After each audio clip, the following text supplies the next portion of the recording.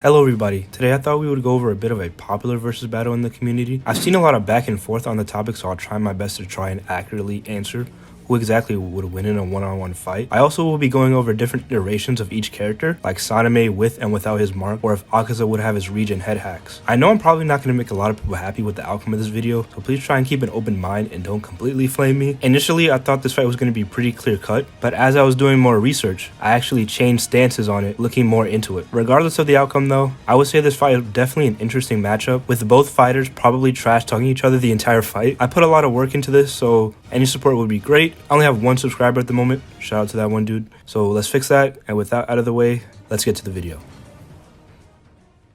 Sanemi, being the current Wind Hashira among the Demon Slayer core, has shown exceptional fighting capabilities throughout the entire series and is capable of using all of his forms of wind breathing with full mastery. Although he has had few fights throughout the series, his showings in the fight he's participated in is extremely impressive, making him among the strongest slayers in the series, next to people like Gyome or Tanjiro. Kokushibo in their fight was constantly complimenting Sanemi's fighting abilities, saying how he's one of the most capable Hashira he's ran into in the hundreds of years he's been alive. This is the same Kokushibo that was casually speed blitzing and overpowering Muichiro, who is an extremely talented Hashira and is regarded as a prodigy among prodigies that managed to take down an entire upper moon by himself. Listen, I'm not saying that he's on the level of Kokushibo because that's just not true, but he did extremely well staying alive for as long as he did, considering the big gap between Kokushibo and the other upper moons as shown in the upper moon meeting. Sanemi also has a special type of blood that is capable of throwing off demons and is capable of working on someone as powerful as Kokushibo. After Sanemi manifested his mark, he adapted to the battle and was increasing in speed noticeably and was able to keep up with his suppressed Kokushibo.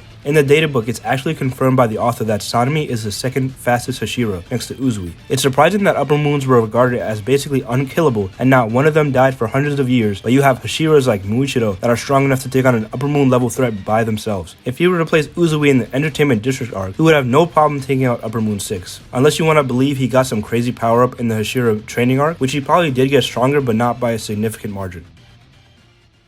Akaza, being Upper Moon 3, has hundreds of years of experience being a demon and has killed multiple Hashira level fighters while being a demon. He was able to take down someone as skilled as Rengoku at the time with little difficulty, who was stated by Akaza to being close to achieving supreme territory. In the anime, the fight seemed to be much more drawn out. However, in the manga, the fight is seemingly only 3 chapters long, with Akaza playing with Rengoku and not taking the fight too seriously, not wanting to kill him because of the vast potential of Rengoku becoming a strong demon. He has insane regeneration with regrowing limbs in almost an instant, which makes it harder for humans to take down these upper moons because they can just regenerate the damage they take, while humans constantly take damage and lose stamina. In combination with his insane speed and physical strength, he's able to release a blood demon art that uses martial arts to overwhelm and crush his opponents. With the use of his compass, he's able to detect the person's battle spirit like a magnet and match and counter an opponent's attacks with ease. In this fight with Tanjiro and Giyu, he was winning for the majority of the fight, and had Tanjiro not entered the see-through world and found out his weakness through flashbacks of his father, he could have taken the win in that fight. He also, after getting his head cut off, gained the ability to regrow his head but chose not to. This means that the only way to kill Akaza after that was through sunlight. The thing in my opinion that makes this fight way easier for Akaza is the fact that he can just regenerate all the attacks that are thrown at him. If they both continuously damage each other, one can regenerate and the other one keeps taking damage. And we see an example of this in the Rengoku fight. There's a reason that upper moons 1 through 3 were all taken down by multiple Hashira. It's because of how insanely difficult it is to kill them. These guys weren't killed for hundreds of years and managed to kill every single Hashira they fought. Sanemi is one of the strongest slayers in the series. However, I just don't think he'd be able to take down Akaza by himself. One of his biggest strengths when he fights is his tremendous speed,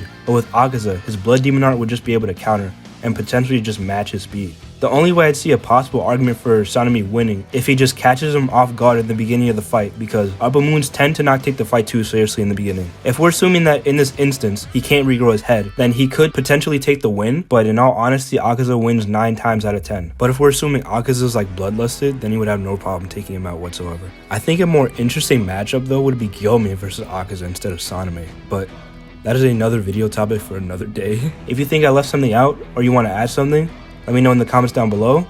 I appreciate your support. Thank you for watching, and I'll catch you guys next time.